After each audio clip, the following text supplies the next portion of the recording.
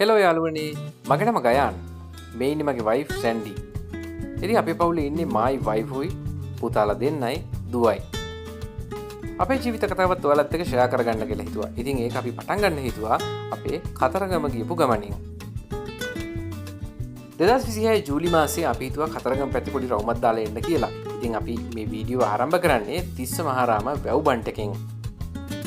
අපි උදේ 9:00 විතර වගේ තමයි මේ තිස්ස මහාරාම වැව් බන්ට් එක උඩින් යන්නේ. ඉතින් ඒත් එක්කම අපිට කිරිවෙහෙර ආසන්නයටම විශේෂ අවසර පත්‍රයක් සමග කිරිවෙහෙර ආසන්නයටම අපේ වාහනයෙන් යන්න අවස්ථාවක් උදා වුණා. සාමාන්‍යයෙන් නුවර ඉඳලා කතරගමට යනකොට කිලෝමීටර් 280ක විතර වගේ තුරක් වැටෙනවා. කිරිවෙහෙර ආසන්නයට ගියාම අපිට මල් පහන් එහෙම මිලදී ගන්න ඕන තරම් තැන් තියෙනවා. ඉතින් ගොඩක් අය ආරාධනා කරනවා අපෙන් ගන්න කියලා. ඉතින් අපි මේ ස්ථානයේ තෝරගත්තා අපිට මල් පහන් සුවඳ කූරු මිලදී ගන්න. අද සතියේ දවසක්. ඒ නිසා කිරිවෙහෙර ආසන්නයේ උදේවරුේ ගොඩක් සෙනග හිටියෙත් නැහැ. තදබදකින් තොරව අපිට කිරිවෙහෙර වැඳ පුදා ගැනීමේ අවස්ථාව ඒ නිසාම හම්බුණා. අපි කිරිවෙහෙර ළඟට යනකොට උදේ 10යි කාලට විතර වගේ ඇති. ගත්ත මල් ටික පැන් වලින් දෝවණය කරලා අපි දිරණය කරා ඉස්සෙල්ලම කිරිවෙහෙර චෛත්‍ය රාජානන් වහන්සේට මල් ටික පූජා කරලා මල් පූජා කිරීම ඉස්සෙල්ලම කරන්න.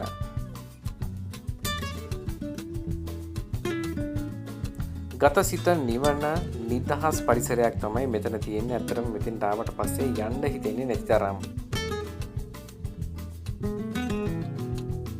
චෛත්‍ය රාජානන් වහන්සේ වන්දනා කරලා ඊට පස්සේ අපි ලෑස්ති වුණේ පහන් පූජා කරන්න.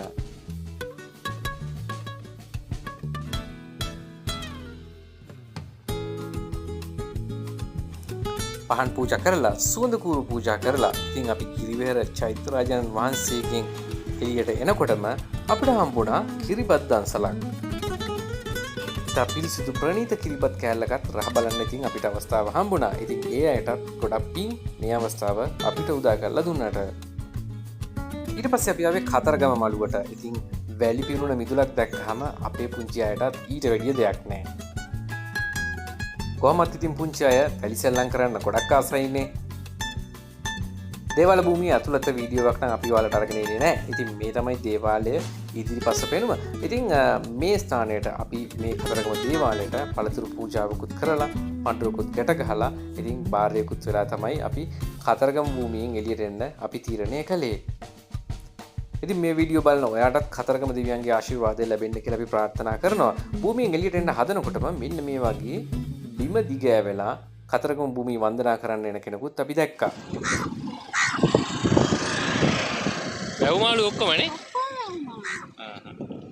තිස්සමාරාම විහාරය තිස්සමාරාම චෛත්‍ය පේන මානේ පිටලා තියෙන මේ සුන්දර වැව්තා උල්ලට සුන්දර විල්ලායට ආවට පස්සේ තමයි අපිට වැව්මාළු කෑල්ලක රස බලන්න හම්බුනේ. තේක බොන්න කියලා නවත්තපු තැනක අක්කයි මල්ලි දෙන්න අපිට තොරෙන් ගහ උඩ. ගෙදරින් ඉඳි මේ වගේ අවස්ථා එයාලට හම්බෙන්නේ නැති හින්දා අපිත් ඉතින් එපා කිව්වේ නෑ. එයාලගේ සතුට එයාලට අරගන්න අපි ඊට ඇරියා. අම්බලන්තොට නෝනගම පැත්තේ ඉන්න ඥාති කෙනෙක්ගේ ගෙදරක යන ගමන් තමයි මේතන හම්බුනේ. බලන්න ලස්සන. මෙතන පාරයිනේ තියාගෙන අක්කා කෙනෙක් දොඩම් බීම විකුණනවා. ඉතින් අපේ පැත්තේ රුපියල් 250ක් වෙන බීම එක මේ අක්කා විකුණන්නේ රුපියල් 140කට. බලන්න කොච්චර සාධාරණද කියලා. වැඩි වැඩියෙන් හරියන්න ඕනේ ඒ වගේ අයට. නෝනගම හන්දිය ආසන්නයේ තමයි තියෙන්නේ උස්සංගොඩ ප්‍රදේශය. ඉතින් මූද බලන්න ඕනේ කියලා අපේ පොඩි අය කියපු නිසා අපි යාළුවෙක් එක්කන් ගියා උස්සංගොඩ ප්‍රදේශයට. අහලත් ඇතිනේ සින්දුවක් තියෙනවා උස්සංගොඩ කඳු මුදුනට සිසිලගෙන එන කියලා. ඉතින් ඒ කඳු මුදුන තමයි අර ඔයාලා දකින්නේ. තිස්ස මාතර ප්‍රධාන මාර්ගයේ ඉඳලා නෝනගම හන්දියේ ඉඳලා කිලෝමීටර් 2ක් විතර වගේ දුරක් තමයි මේ මුහුදු සීමාවට තියෙන්නේ. මූද බලන්න ගියත් අපේ පොඩි අය ආස කරන්නේ මෙන්න මේ විදියට වැලි සෙල්ලම් කරන්නම තමයි. ඉතින් පොඩි අයගේ තනියට ඔන්න අම්මත් එකතු වුණා. දන්නේම නැතු මූද අයිනේ ගොඩක් රැ වෙනකන් හිටියා. ඉතින් අද දවසේ ගොඩක් රැ වුණ නිසා අපි තීරණය කරා දෙබරවැව තියෙන ලෙමන් විලා එකේ නවතින්න. ඉතින් ඔයාලට booking.com එකේ සර්ච් කරලා බලන්න පුළුවන් අපි නැවතුන තැන. ඉතින් අද තමයි අපි අපහු ගෙදර යන දවස. ඉතින් අපි අද යන්නේ තිස්සමාරාමේ තමයි අපි නැවතුනේ දෙබරවැව. ඉතින් දැන් මේ ගෙදර යනවා. යන ගමන් අපි යන්න හිතලා තියෙන්නේ වැල්ලවාය පැත්තෙන්. වැල්ලවාය පැත්තෙන් ගිහිල්ලා බලන්න තියෙන ලස්සන දැන් මොනවද තිබ්බොත් ඒවත් බලාගෙනම මහියංගනේ හරහා නුවරට යන්න තමයි බලාපොරොත්තු දැනට තියෙන්නේ. ඉතින් අපි බලමු ලස්සන දැන් තිබ්බොත් අපි බලන්න පෙන්නන්න. වැල්ලවයි මොඩරාගල මහියංගනය හරහ නුවරයන්න අපි හිතාගෙන හිටියත් වැල්ලවයට කිට්ටුනකොට අපි හිතුවා හපුතලේ හරහා යන් කියලා. වැල්ලවයෙන් හපුතලේ යනවනම් වැල්ලවාය බෙරගල මාර්ගය තමයි එන්න ඕනේ. ඉතින් මේ මාර්ගය එනකොට අපිට හම්බෙනවා දියලුම දියඇල්ල. ඉතින් අපි හිතුවා මෙතන පොඩ්ඩක් නැවතිලා ගිමන් හැරලා මේ සුන්දරත්වය නරඹන්න. ඉතින් අවසනාවකට මෙතන අපි වාහනේ නැවතුවට පස්සේ අපි මෙතන සුන්දරත්වය නරඹලා ආපහු යන්න හදනකොට වාහනේ කාර්මික දෝෂයක් ඇවිල්ලා පැය 5කට අධික ප්‍රමාණයක් අපිට මෙතන නතර වෙන්න සිදු වුණා. කොහොම හරි ඉතින් මෙතනින් වාහනේ හදාගෙන අපි එන්න යනකොට පහමාරත් පහු වෙලා. ඉතින් ඒ නිසා අපි තීරණය කළා හපුතලේ පැත්තෙන් යන්නේ නැතුව නැවතත් වැල්ලවායට ගිහිල්ලා වැලිමඩ නුවරඑළිය හරහා නුවරට යන්න. ඒ ප්‍රදේශයෙන් එනකොට කරුවල වෙලා තිබ්බ නිසා ඉතින් මේ vlog එක අපිට මෙතනින් ඉවර කරන්න සිදු වුණා. ඉතින් මේ වීඩියෝ ලස්සනයි කියලා හිතනවා නම් ඔයාලටත් පුළුවන් like එකක් දාලා comment එකක් දාලා share කරලා ඒ වගේම subscribe කරලා අපේ channel එක ඉතින් අපිට සහයෝගයක් දක්වන්න.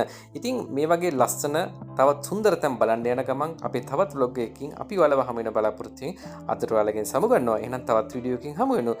සුබ දවසක් සියලුම දෙනාට.